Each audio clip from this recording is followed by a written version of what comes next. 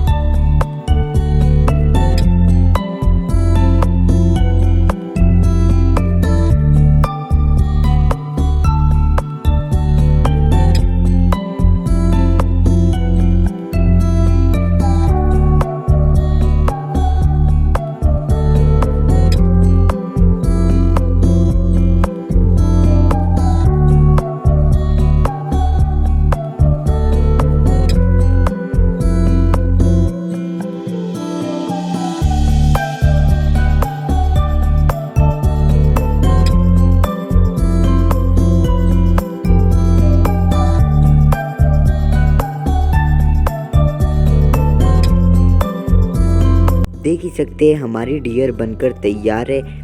तो अब हम इसे आपको जलाकर दिखाते हैं। तो आप देख ही सकते हैं ये कितनी सुंदर लग रही है। तो आप भी ऐसे ही अपने घर पर डियर बनाइए और अपने घर को डेकोरेट कीजिए। तो मिलते हैं आपको किसी और वीडियो में। थैंक्स फॉर वॉचिंग और हमारे चैनल को भी सब्सक्राइब कर दीजिए।